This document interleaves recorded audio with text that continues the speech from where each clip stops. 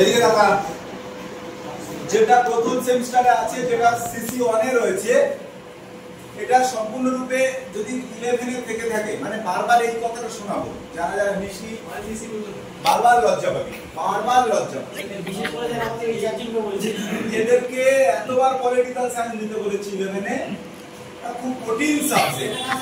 দেখ জ্বালাটা কিরকম লাগে, জ্বালাটা কিরকম লাগে দেখ। তো ঘাড়ে চেপেই গেল, কি আর পড়া যেতে পারে? ঘাড়ে তো চাপবেই। আরে চাপিয়েছিলাম, আর তুই অনার্স নিয়ে এরকম ফেলে দিয়েছি, আবার ঘাড়ে চাপিয়ে দিয়েছি। ওরা চেঞ্জ করে কম্পিউটার চলে গেলে আবার সাথে আসতে হবে। এই ফ্যান অফ করে দিস। কম্পিউটারটা নিয়েছিলেন অটো আচ্ছা। এটা পলিটিক্যাল সায়েন্সে হবে। তো এবার শুন, যেটা ক্লাস 11 এর যে থিওরিটা রয়েছে পলিটিক্যাল সায়েন্সের প্রথম দুটো বা তিনটে চ্যাপ্টার, সম্পূর্ণ তোদের যেটা সিসি 1, সেই ওই প্রথম দু তিনটা চ্যাপ্টারকে একটু উইক করে দাও, একটু বড় করে দাও, বোঝা গেছে? এটা হচ্ছে সিসি 1 এ থাকবে। এবার যত পরপর যাবো আস্তে আস্তে, তত পরপর বিদেশি রাজনীতি ঢুকবে। অনার্সে তাড়াতাড়ি আসবে, তোদের একটু দেরিতে আসবে, বোঝা গেছে? এই যে স্ট্রাকচারটা দেখছি সেখানে, যেটা রাষ্ট্র আছে, রাজনীতি আছে, শাসন ব্যবস্থা আছে, সংবিধান আছে এবং মতবাদ আছে বিভিন্ন ধরনের। তো এটা তুই যদি ভারতের ক্ষেত্রে বলিস তো ভারতে আছে, যদি আমেরিকা বলিস আমেরিকা আছে, রাশিয়া আছে, ফ্রান্স আছে, জার্মানি আছে, চীন আছে, সবার আছে, বাংলাদেশেরও আছে। তো এই যে স্ট্রাকচার, এর মধ্যে সবার আগে আসবে রাষ্ট্র কি, রাজনীতি কি, আর রাষ্ট্র সম্পর্কে, রাজনীতি সম্পর্কে কিছু মতবাদ থাকবে। মতবাদ মানে কি বলতো? মতবাদ মানে দার্শনিক মতবাদ। ধর অ্যারিস্টটল, নাম শুনেছিস? পলিটিক্যাল সায়েন্স থাকলে তো অবশ্যই শুনেছিস। অ্যারিস্টটল এডুকেশনেও আছে দেখবি, এই ধরনের রাষ্ট্রবিজ্ঞানী মানে দার্শনিকের নাম থাকে, দর্শনে থাকে। মানে এরা দার্শনিক, এরা পলিটিক্যাল সায়েন্সের থিওরি দেবে, এডুকেশনের থিওরি দেবে, ফিলোসফিতে থিওরি দেবে, সাইকোলজিতে থিওরি দেবে, এদের থিওরি এগুলোতে চলবে, বুঝতে পেরেছিস? এবার প্রথমে হচ্ছে রাজনীতি সম্পর্কে বা রাষ্ট্র। এখন এই মতবাদগুলো, যত রকমের রাষ্ট্র দার্শনিক আছে তাদের মতবাদ আমাদের জানতে হবে। কষ্টকর জায়গা হচ্ছে এটা। রাষ্ট্রবিজ্ঞানের ধর সংজ্ঞা, রাষ্ট্রবিজ্ঞান কাকে বলে? ও এই নামটা লেখা হয়, রাষ্ট্রবিজ্ঞান।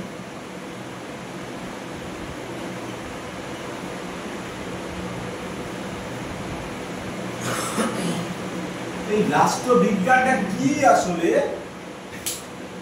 সেটা জানাটা একটা বড় ব্যাপার। বিজ্ঞান কাকে বলে?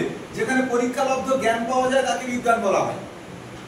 যেখানে পরীক্ষালব্ধ জ্ঞান পাওয়া যায়, পরীক্ষালব্ধ মানে পরীক্ষাগারে পরীক্ষা করে কিছু একটা রেজাল্ট আসবে, সেখানে আমি সিদ্ধান্ত দেব, এটা ওটা বিভিন্ন কিছু থাকবে, সেটাকে আমি বিজ্ঞান বলবো। কিন্তু রাষ্ট্র সম্পর্কিত বিজ্ঞান, এখন রাষ্ট্র সম্পর্কিত বিজ্ঞানটা বিজ্ঞান হয় না। এটাকে তুমি যদি বিজ্ঞান বলো তাহলে স্ট্রং লজিক আসবে না, স্ট্রং যুক্তি আসবে না, এখানে স্ট্রং যুক্তি তুমি দেখাতে পারবে না। সেই জন্য এটাকে কিছু দার্শনিক তো রাষ্ট্র বলার পক্ষপাতী, বেশিরভাগ মানে রাষ্ট্রবিজ্ঞান বলার পক্ষপাতী, আর কিছু দার্শনিক এতে রাষ্ট্রবিজ্ঞান বলতে চান না। কারণ কি, মনে রাখবি, রাষ্ট্রবিজ্ঞান মানে হচ্ছে রাষ্ট্র সম্পর্কিত আলোচনা, তো সে রাজনীতি হোক, সমাজনীতি হোক, যা হোক না কেন, এটা রাষ্ট্র সম্পর্কিত আলোচনা। তো এখন রাষ্ট্র সম্পর্কিত যদি আলোচনা হয়, তাহলে রাষ্ট্রের একটা ক্ষুদ্র থেকে ক্ষুদ্রতম অংশ হচ্ছে সমাজ, যেখানে আমরা বাস করি, আর আমাদেরকে নিয়েই তবে রাষ্ট্র গঠিত হয়। কি বলতে বোঝা গেল? মানে যদি রাষ্ট্রটাকে তুই একটা সমুদ্র বলিস, তাহলে এক বিন্দু জলকণা একটা আমরা মানুষ, আমাদের নিয়ে তবে রাষ্ট্র গঠিত হয়েছে। এখন সেটা যদি হয়ে থাকে, তাহলে আমরা কোথায় বাস করি? আমরা তো সমাজে বাস করি, তাই না? আমরা সামাজিক জীব, আমরা সমাজ গঠন করি, ঐক্যবদ্ধভাবে বাস করি। তার কারণ কি, একা একা মানুষ বসবাস করতে, বেঁচে থাকতে পারে না। মানুষের পক্ষে একা একা বেঁচে থাকাটা সম্ভব না। তাই জন্য কি করতে হয়? তাই জন্য ঐক্যবদ্ধভাবে বাস করতে হয়। সেই একদম প্রথম থেকে যদি পলিটিক্যাল সায়েন্স থিওরির একদম গোড়ায় যাস, তাহলে ভাবি আদিম অবস্থায় মানুষ বনে জঙ্গলে একা একা থাকতো। কিন্তু একা থাকতে থাকতে দেখলো অসুবিধা বেশি। দুজন, তিনজন, চারজন, পাঁচজন একসাথে থাকলে তাহলে তাদের মধ্যে কি হচ্ছিল? সহযোগিতা। কোন একটা বন্য পশু কাউকে এসে আক্রমণ করতে পারলো না। কেন পারলো না? কারণ কি পাঁচজন ছজন একসাথে আছে। সেজন্য এরা এতদিন কি হয়েছিল, হয়তো একা একা থাকাকালীন কোন একটা বন্য পশুর শিকার হয়েছিল, কিন্তু ধরতে পারেনি ওকে, হয়তো কিন্তু তাড়িয়েছিল। কিন্তু আজকে যখন দেখলো পাঁচজন একসাথে আছে, এবার দেখলো ওই পশুটা ওদের দেখে এড়ে আসা তো দূরের কথা, ভয় পেয়ে আরো পালিয়ে যাচ্ছে। তার মানে মানুষের প্র্যাকটিক্যালি জ্ঞানটা মানুষের কাছে সব থেকে বেশি। আগুনে হাত দিলে পুড়ে যায় এটা মানুষ জানতো না আগে, বুঝতে পেরেছিস? আগুনে হাত দিলে যে হাতটা পুড়বে এটা জানতো না আগে, কিন্তু যখন হাত দিয়েছে, পুড়ে গেছে, জ্বলছে, এবার বলছে আর হাত দেওয়া যাবে না, এবার হাত দিলে সমস্যা হয়ে যাবে। মানে কোন হয় না যে কোন খাবার খেতে হবে, মানে কোন ফল খেতে হবে আর কোন ফল খেতে হবে না, এটা তো খায় না, এই ফলটা তো খায় না, মানে বুঝবিটা কি করে? বুঝেছি কি করে মানুষ? যেটা ঘাস আর এটা শাক, একই তো দুটো জিনিস। যদি তুই ব্যাপারটা এটা দেখতে যাস, লজিক্যালি যদি দেখতে যাস, তাহলে দুটো তো একই। ঘাস যা শাকও তো তাই। এখন এটা ঘাস আর ওটা শাক, বুঝবে কি করে? খেয়েছিল কোনো সময়, ট্রাই করেছিল, দেখলো এটা হচ্ছে না, এর মধ্যে কিছু বেরোচ্ছে না, অতএব এটা তাহলে আর খাওয়া যাবে না, মানে ওটা ঘাস। তারপর কোন ফলকে আমরা বিষ ফল বলে থাকি, বিষ ফল। দেখবি যে ধুতরা ফল হয় না, এই ফলের চরম একটা বিষক্রিয়া থাকে। তো দেখা যাচ্ছে যখন মানুষ জানতো না যে এর মধ্যে বিষ আছে, তখন হয়তো দু একজন খেয়ে মারাও গেছে, সেটা হতে পারে। দেখলো কেউ কোনো একজন আদিম মানুষ দেখলো যে ওর পাশে দাঁড়িয়ে আরেকজন ওই ফল খেয়ে ছটফট করে মরে গেছে, এমনকি ধরিয়ার ওই ফল খেতে যাবে? কখনোই খাবে না। তো এটা মানুষের একটা অভ্যাস যে মানে প্র্যাকটিক্যালি সবকিছুকে বোঝা, বুঝতে পেরেছিস? আর এই প্র্যাকটিক্যালি বোঝার আরেক নাম হচ্ছে ঠকে শেখা। এটা জীবনের একটা সবথেকে বড় পার্ট, যে তুমি কোনো কিছুতে যখন ঠকবে তখন সেই জিনিসটা থেকে তুমি জ্ঞান অর্জন করতে পারবে, এবং সেটা তোমার কাছে একটা স্ট্রং। আমি একটা তোমাকে বুঝিয়ে দিয়েছি, মানে এখান থেকে কলেজ স্ট্রিট যাবি, আমি তোকে নিয়ে গেলাম, আমি তোকে সঙ্গে করে আবার নিয়েও এলাম, তাহলে এখানে তুই কিন্তু রাস্তা চেনার মতো কোনো হেডেক রাখলি না মাথায়। কিন্তু যখন তুই একা যাবি, আমি একা একা চিনে চিনে চলে যাবো, 5 বার রাস্তা ভুল করবি, কিন্তু জিজ্ঞাসা করে করে যেভাবে হোক নিজের ট্যালেন্টে মোটামুটি চলে গেলি, আবার ফিরেও এলি। এবার দেখবি সেকেন্ড টাইমে তুই একা একা যেতে পারছিস, কিন্তু আমার সাথে যখন যাবি আর আসবি, সেকেন্ড বার যেতে গিয়ে তুই ভুলে যাবি, আর তুই চিনতে পারবি না। তার কারণ একটাই, মানে তুমি যে ধাক্কা খেয়ে খেয়ে যে শিখেছো, এই শিক্ষার কারোর থেকে নিয়ে শিক্ষা, এর মধ্যে পার্থক্য বোঝা গেছে? তো আদিম মানুষ প্রথম থেকে এটা করেছিল, একজন থাকলে অসুবিধা দেখেছে, দুজন, চারজন, পাঁচজন একসাথে দেখেছে। তাহলে এটাকে আমি যদি পলিটিক্যাল রাষ্ট্রবিজ্ঞান যদি আমি ভাষায় বলি, তাহলে আমি কি বলবো? প্রথমে মানুষ কি করলো? দল বাঁধতে শিখলো। দল 3-4 জন মিলে একটা দল, দলের নেতা থাকতো, একে কি বলবে রাকেশ? দলের নেতাকে কি বলা হতো? দলপতির ইতিহাসের গল্প। কয়েকটা দল মিলিয়ে গঠন হতো কি? গোষ্ঠী। গোষ্ঠীর নেতাকে বলা হতো। ওই পতিটা এক করে দিলে হয়ে গেল। পতি কথার অর্থ স্বামী, মানে মাতব্বর তো। বাবুকে বোঝাচ্ছিলাম একটু স্ট্যান্ডার্ডটা একটু বড় হয়, এই যে বাচ্চার মতো পিছন দিয়ে মারছে, এমনি বাবুর একটা হাত ছেলে মেয়ে। তাহলে কি হলো? তাহলে এইভাবে দল থেকে গোষ্ঠী হলো, গোষ্ঠী থেকে সমাজ হলো, সমাজ থেকে যাকে বলা হয় গ্রাম হলো, গ্রাম থেকে ব্লক হলো, ব্লক থেকে মহকুমা হলো, মহকুমা থেকে জেলা হলো, জেলা থেকে রাজ্য, রাজ্য থেকে রাষ্ট্র। তাহলে বোঝা গেল? তাহলে রাষ্ট্রের একটা ক্ষুদ্রতম ইউনিট হচ্ছে সমাজ, আর সমাজেরও একটা ক্ষুদ্রতম ইউনিট হচ্ছে আমরা। বুঝতে পেরেছিস তো? তাহলে সমাজ রাষ্ট্রবিজ্ঞানকে তাহলে আমি কি বলতে পারি? বলতে পারি সমাজ বিজ্ঞানের একটি শাখা। এটা শর্ট কোশ্চেনের ক্ষেত্রে খুব ইম্পর্টেন্ট, এবং অ্যারিস্টটল এই কথা বলেছে।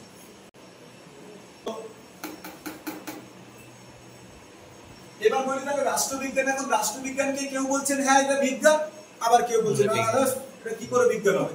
বিজ্ঞান মানে কি? বিজ্ঞান মানে পরীক্ষা হবে, সেখানে পরীক্ষাগারে ধরো তুমি হাইড্রোজেন, ধরো তুমি জল বানাচ্ছ, তাহলে কি করবে? কি করবে? তুমি হাইড্রোজেন দেবে, এখন অক্সিজেন দেবে, দিয়ে প্রেসারাইজ করবে, তবেই তো ওটা জল হবে। তুমি দেখলে হ্যাঁ জল হয়েছে, তার মানে তো প্রমাণিত ব্যাপারটা, তাই তো? তারপরে ধরো গাছ থেকে একটা আপেল পড়েছে, পড়ে তো উপরের দিকে গেল না, মানে নিচে চলে এসছে, তার মানে ব্যাপারটা উপরে কেন গেল না? তো ওই যে লোকটা নিউটন বলে দিয়েছে যে একটু মাধ্যাকর্ষণ আছে, তার মানে এখন এই কবে বলে গেছে, কত যুগ আগে বলে গেছে যে মাধ্যাকর্ষণ আছে, ওই কথা এখনো পর্যন্ত কারোর কাটি করার ক্ষমতা হয়নি। মানে ওটা পরীক্ষা দ্বারা প্রমাণিত যে মাধ্যাকর্ষণ আছেই আছে, শুধু উপরে দিয়ে নিচে দাঁড়ানো যাবে না, তাহলে আবার নিজে বুকিং করবে। ঠিক আছে, তাহলে মাধ্যাকর্ষণ তো প্রমাণিত। এইবার রাষ্ট্র সম্পর্কে একটা সংজ্ঞা আমি বললাম,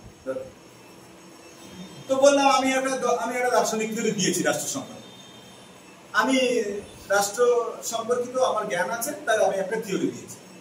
এবার আমার থিওরির মতো রিলেটেড কথা একটা ও রাষ্ট্র সম্পর্কে রাষ্ট্র দর্শন জানে, ও বলেছে, তো দেখা গেল ওর কথাটাও যুক্তিযুক্ত, আমার কথাটাও যুক্তিযুক্ত। তাহলে রাষ্ট্রবিজ্ঞানের যে সংজ্ঞা, তার মধ্যে ওই ছোট্ট প্রামাণিক বলেছেন যে রাষ্ট্র হচ্ছে এই, রাকেশ বলেছেন যে রাষ্ট্র হচ্ছে, তাহলে ওটা কিন্তু একটা সংজ্ঞা অ্যাড হয়ে গেল, বুঝতে পেরেছিস? এবার ওদের কাছে কষ্টকর জিনিস এটা, ওই বাড়ির কে বনের মস্তারানোর মতো ওই 145টা সংজ্ঞা কে কি বলেছে এইবার মনে রাখো, এই তো জ্বালাতনের ব্যাপার হয়ে গেল, তোকে মনে রাখতে হবে। এবার শুনে মনে দম লেগে যাচ্ছে, 145টা সংজ্ঞা মনে রাখার দরকার নেই, তবে পড়ে রাখতে হবে। তার কারণটা কি? দেখা যাচ্ছে কোনো একটা সংজ্ঞা দিয়ে বললো কি কে বলেছে, ওদের শর্ট প্রশ্ন থাকে, তার বললো কে বলেছেন, কে বলেছেন তুই তো ওটার নামই শুনিনি কোনোদিন, তো কে বলেছেন বলবি কি?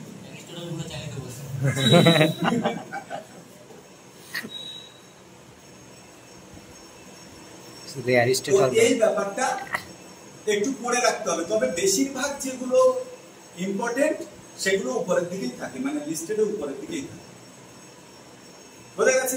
এইবার গেল এটা। এবার এই যে বিভিন্ন দার্শনিক মতবাদ, এখন এই দার্শনিক মতবাদ, কিছু দার্শনিক বলেছেন যে রাষ্ট্র এমন, কিছু বলেছেন না এমন, আবার আরেক দল বলেছেন না এরকম। এই জন্য আমরা এদেরকে একটা দলে ভাগ করে নিয়েছি, বলেছি চলো এরা তিনজন যদি একই কথা বলছে রাষ্ট্র নিয়ে, আমি বললাম তাহলে এরা যে মতবাদটা দিয়েছে, তাহলে এরা কি মতবাদ দিয়েছে না সামাজিক চুক্তি মতবাদ, যেহেতু এদের সাথে এই সামাজিকতার মিল আছে, তাহলে এরা তিনজন যে দার্শনিক সেটা হচ্ছে সামাজিক রাষ্ট্র সম্পর্কিত সামাজিক চুক্তি মতবাদের দার্শনিক। কে? হবস, লক আর রুসো, এই তিনজনই পার্টিকুলার সামাজিক চুক্তি মতবাদটা দিয়েছে। হ্যাঁ, এবার এই তিনজনের যুক্তি তিন রকমের, কিন্তু সমাজ সম্পর্কে, বুঝতে পেরেছিস?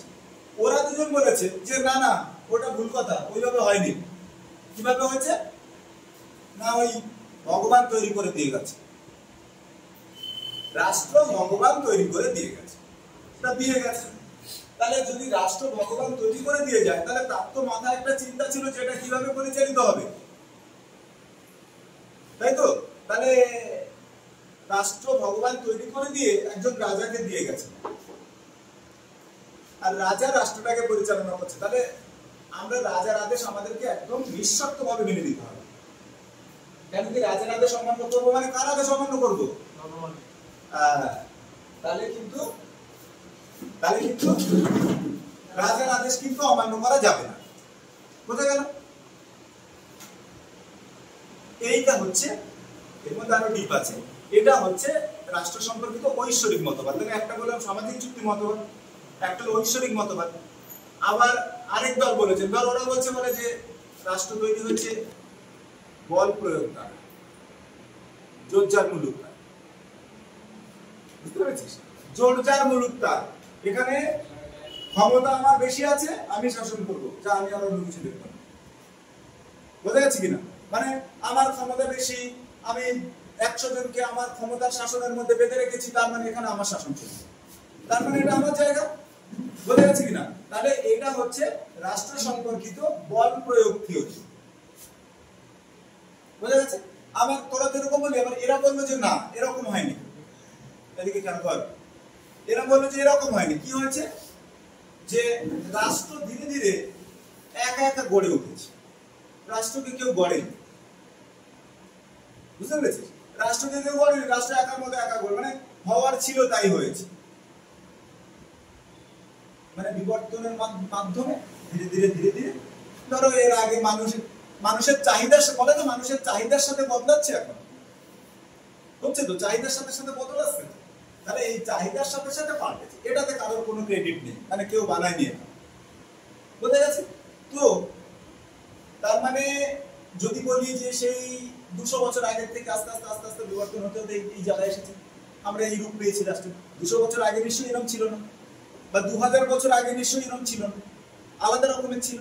তাহলে ধীরে ধীরে পরিবর্তনের মাধ্যমে একা একা গড়েছে, কেউ ইচ্ছা করে এটা করতে পারেনি। বুঝতে পেরেছিস? তাহলে এই যে পুরনো দিন থেকে আজকে পর্যন্ত এভাবে গড়ে উঠেছে, এটা কে বলবে, মানে কে প্রমাণ দেবে? ইতিহাস তার প্রমাণ দেবে। বুঝতে পেরেছিস? তাই এটা হচ্ছে রাষ্ট্র সম্পর্কিত ঐতিহাসিক থিওরি বা ঐতিহাসিক মতবাদ। বুঝতে পেরেছিস? আর একে আবার বিবর্তনবাদও বলা হয়। কেন বিবর্তনবাদ বলা হয়? কারণ কি বিবর্তনের মাধ্যমে ধীরে ধীরে গড়ে উঠেছে। বিবর্তনের মাধ্যমে সেই ছবিটা মনে আছে, মানুষ এরকম ছিল, মানে বাঁদর, তারপর থেকে একটু করে সোজা হলো।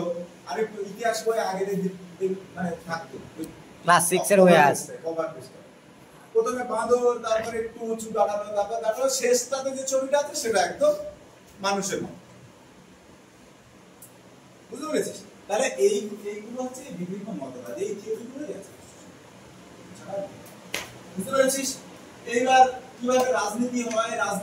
রাজনীতি মানে কি? রাজনীতি কথাটা রাজা রাষ্ট্র পরিচালনা করে, তাহলে তার যে নীতি সেটা হচ্ছে রাজনীতি। এবার রাজনীতি ধীরে ধীরে ধীরে ধীরে তার পরিধিটাকে বড় করে দিয়েছে, রাজনীতি তার পরিধিটাকে বড় করে নিয়েছে, মানে পরিধি বড় করে নেওয়ার কথা বুঝতে পেরেছিস তো? এখানে আমরিগুলোকে একটা কি একটা ওরা তারা যেন মণিপাল কিনে নিয়েছে না, শুনিস আমরি, তারপরে মেডিকা কিনে নিচ্ছে। তার মানে কি? ওরা কি করছে? ওদের ইয়েটাকে বলি, টাকা আছে অনেক, টাকা আছে অনেক, এখানে হসপিটাল চলবে, এরাই চালাবে, কিন্তু জাস্ট ওনারটা চেঞ্জ হলো, ওনারশিপ পাল্টে গেল। আর ওরা মণিপাল, ওদের টাকা আছে, মণিপাল কি জানি না, কি এজেন্সি কিছু একটা হবে, অর্থনৈতিক দিক থেকে স্ট্রং আছে ওরা। তো কি করলো? ধরো ধরো ধরো এটা মার্কেট প্রাইস 200 টাকা, যে ওনার, তাকে আমি বললাম তোমাকে 2000 টাকা দাও, তাও দিয়ে দাও। তো কি দেখো 200 টাকার জিনিস 2000 টাকা পাচ্ছে, ঠিক আছে বাবা নিয়ে যাওয়া দরকার নেই, আমি অন্য ব্যবসা খুলি আবার। বুঝতে পেরেছিস কিনা? তো এটা ওনারশিপ চেঞ্জ হয়ে গেল, ওর অনেক টাকা আছে, ও ব্যাপারটাকে কি করছে? পরিধিটাকে বাড়াচ্ছে। বুঝতে পেরেছিস? তো এই হচ্ছে ব্যাপার। এখন রাজনীতি প্রথম যেটুকু থিওরি ছিল সেটা আস্তে আস্তে আস্তে বিল্ড হচ্ছে, বড় হচ্ছে, চওড়া হচ্ছে। বুঝতে পেরেছিস? এই এবার আস্তে আস্তে এইগুলো, এখানে আরেকটা জিনিস বলা হয়, রাষ্ট্র সম্পর্কিত আরেকটা মতবাদ আছে, সেটা হচ্ছে মার্ক্সবাদ। এই একটা থিওরি বলতে পারছি না, সেটা হচ্ছে মার্ক্সবাদ। মার্ক্সবাদ কি? মার্ক্সবাদ হচ্ছে কার্ল মার্কস আর ফ্রেডরিক এঙ্গেলসের দেওয়া তত্ত্বকে মার্ক্সবাদী তত্ত্ব বলা হয়। যারা আগে সিপিআই পার্টি করতো না, বা এখনো যারা করে, এরা ওই মার্ক্সবাদী থিওরিটাতে খুব বিশ্বাস করে, মানে। আর ওদের যে রাজনৈতিক দল, তার পেছনে মার্ক্সবাদ শব্দটা আমরা অ্যাড করে রেখেছি। কি আছে বলতো ওদের দলের নাম? CPIM, communist party of Indian মার্ক্সবাদ। মার্ক্সবাদ এটাকে মার্ক্সবাদী থিওরি, ওরা মার্ক্সবাদটাকে খুব মানে। বুঝতে পেরেছিস? আর এই তত্ত্বের জনক হচ্ছে দুজন, কার্ল মার্কস আর ফ্রেডরিক এঙ্গেলস। এরা দুজন হচ্ছে এই মতবাদের প্রবক্তা। এখন এখানে কি আছে? মার্ক্সের একটাই থিওরি, পুঁজিবাদে বিশ্বাস করে মার্ক্স। বর্তমান সমাজ তার উপরেই ডিপেন্ডেন্ট, বুঝতে পেরেছো? তাই দেখবে একটা বড় গাছ মূর্খ তোমার পাড়ায় একটা অনুষ্ঠানের সভাপতির আসনে বসে থাকে। কেন বলো তো? ওর পকেটে অনেক টাকা আছে। আর যে বেটা অনেক জ্ঞান নিয়ে বসে আছে, সে দেখবে ছেঁড়া চুরি পায়ে দিয়ে ওই নিচে ওখানে একটা ভাঙা চেয়ারের মধ্যে বসে আছে অডিয়েন্সের। তার কারণ হচ্ছে এটাই যে অর্থনীতিটা বর্তমান সমাজকে এমন ভাবেই গড়ে দিয়েছে, যার কাছে টাকা আছে সে অনেক সম্মানের অধিকারী, আর যার টাকা নেই তার কাছে ছিটে ফোটাও সম্মান থাকবে না তার জন্য। বুঝা গেছে? আর এই থিওরিটা প্রথম দেখিয়েছিলেন চোখে আঙুল দিয়ে মার্কস, ওই পুকুরের বাস্তুতন্ত্রের মতো। পুকুরের বাস্তুতন্ত্র জানিস কি? যে বড় মাছ ছোট মাছকে ধরে খাবে, কোনো বিচার নেই এখানে। বর্তমান সমাজ ব্যবস্থা ঠিক সেভাবেই পরিচালিত হচ্ছে। যার কাছে অর্থনীতি আছে, মানে অর্থনীতি বলছি, যার কাছে অর্থ আছে সে সমাজকে যেভাবে পরিচালিত করতে চায় করতে পারে। তুমি এখানে পা থেকে মাথা পর্যন্ত আইন বিভাগ, শাসন বিভাগ, বিচার বিভাগ সবকিছু, তুমি বিচার বিভাগ সমস্ত এলাকায় কিনে নিতে পারো। পয়সা দিলে বিচার তোর পক্ষে যায় তো? আর তার মানে তো তুই কিনে নিলি, আইন কিনলি, বিচার কিনলি, শাসনও কিনলি টাকা দিয়ে, সেটা সম্ভব। বুঝতে পেরেছিস কিনা? তাই অর্থনীতিটাকেই মার্কস বড় করে দেখেছে এবং পুঁজিবাদকে, শ্রেণী সংগ্রামকে, এগুলোকে বেশি করে দেখেছে।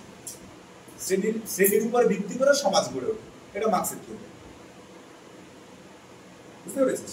যাই হোক, যতটুকু বুঝেছি সব থেকে বেশি বুঝতে গেলে ভুলে যাবে, এটুকুকে মাথা রেখে। আর যদি পারা যায়, প্রত্যেককেই বলবো, যদি পারা যায় পুরনো বই একটা করে ক্লাস 11 এর পলিটিক্যাল সায়েন্স যদি একটা করে কেনা যায়, বিশেষ করে যারা অনার্স আছে এটা তো কিনতেই হবে। ক্লাস 11 এর পলিটিক্যাল সায়েন্স নিমাই প্রামাণিক